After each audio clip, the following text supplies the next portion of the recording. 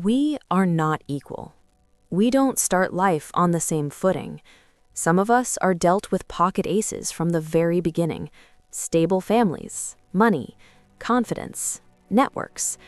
Others open their eyes holding 7-2 offsuit, the worst hand in poker. Is that fair? Is it unfair? No, it's just the way it is.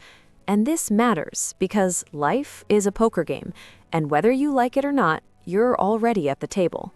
Stick with me, because at point 7, I'm going to reveal the real loss, the one mistake that turns a winning hand into a lifetime of regret. But first, you need to understand the table you're sitting at. 1. The invisible dealer. In poker, no one chooses their starting hand. You don't negotiate with the dealer. You don't ask for a redraw. Life works the same way. Some people are born with advantages that thrive early. Others start behind and stick there for years because their odds are simply steeper. This is life on hard mode. There's no point in pretending otherwise. But here is the first lesson. Poker players who obsess over bad cards tilt. They get emotional. They make terrible decisions. Strong players accept their hand and ask one question: what is the best way to play it? 2. The flop changes everything. In poker, the game truly begins at the flop. 3 cards hit the table, and suddenly context changes. A weak hand can turn powerful in no time. A strong initial hand can lose all momentum. Life is no different. Think of the person who was bad at school. He struggled to fit the academic board, but he loved food, cooking, creating. Then the magic happens. A talent show, a mentor, a platform appears. Suddenly, his disadvantage becomes a great asset. Simultaneously, others who looked unstoppable early on, great grades, perfect paths, hit personal failure, depression, anxiety. This is why comparing hands in isolation is useless. The board always matters. Talent alone doesn't win games. Context does. Timing does. And strategy decides who survives. 3. Opportunity is uneven. Not everyone sees the same chances. Not everyone recognizes them in time. Some people sit through multiple flops and never move. Others see one moment and act decisively. But here's the uncomfortable truth. Opportunity favors motion. The player already engaged notices patterns. The one hiding in safety doesn't. If this perspective is triggering something, hit the like button. It's a signal to yourself that you're done playing small and ready to sit at the table with intention. 4. The stakes keep rising. In poker, blinds increase whether you play the hand or not. Life does the same. Time doesn't skip anyone. Responsibilities pile up. Energy declines. Options narrow. And yet, many people refuse to risk anything. They play safe. They're afraid of starting business, not moving to the new city, not asking for help. They stay in the comfort zone, folding hand after hand. They delude themselves they're being patient. But patience comes with a cost, and this is the cruelest truth of adulthood. If you never take the risk, the blinds will eat you slowly, and the worst part? You won't even notice it.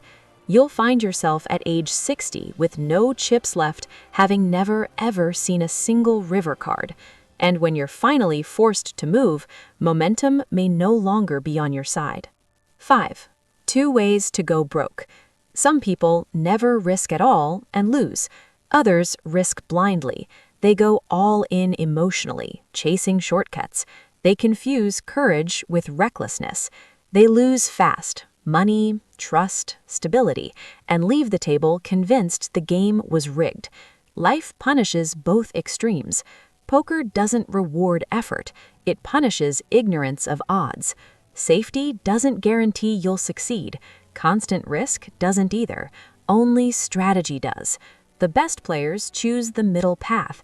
They aren't fearless. They choose to raise their strong hands. They were just selective. 6. The bluff. Some players survive by bluffing. They look stronger than they are, louder, more confident, more successful, and often they win. Not because their hands are so great, but because everyone else folds. Boasting works when people are afraid of challenge, when they assume he must have something. Sometimes you don't call because you lack courage, sometimes because you truly don't have the cards. Both are part of the game. The danger isn't bluffing. Maybe someone looks successful on social media while their bank account is empty. Therefore, the danger is believing your own bluff. 7. The real loss. We've reached the point I mentioned at the start. Most people think the real loss is losing money or failing the project. It's not. The real loss is not about chips. It's folding a winning hand. Not starting when you had energy. Not speaking when your voice mattered. Not risking when momentum was on your side. Regret doesn't scream. It whispers, quietly, "I could have." This is the tragedy of the unplayed hand. You didn't lose because the game was rigged, you lost because you refused to play too long. 8. Reading the players, not the cards. At some point, the game stops being about cards entirely. You stop obsessing over your hands. You start watching players, their timing, their reactions, their inconsistencies. You learn to read behaviors, people, and also your weaknesses. You recognize when fear is talking, when ego is pushing, when patience is wisdom, and when it's laziness. The best players aren't those who calculate the fastest. They're the ones who can read faces. They know when to push, when to wait, and when to step back, letting others take the spotlight while they observe. 9. Look at your cards. Life is a poker game. You didn't choose your hand, you don't control the flop. You cannot stop the blinds, but you are the captain of your strategy. Look at your cards right now. Are you holding a 7-2 in your career? Maybe it's time to stop trying to win that specific hand and look for a new table. Are you holding pocket kings in your personal life, but you're too afraid to commit? The takeaway lesson is this: the game is going to end sooner or later. The house always wins in the long run because we all leave the table. The goal is not to keep your chips forever. The goal is to play a game you were proud of. If this way of thinking resonates with you, subscribe. This channel is for people who want to play consciously. We're not here to win every pot. We're here to improve constantly. The blinds won't stop rising. So look at your cards, read the table, and for heaven's sake, start playing. And I'll see you in the next one.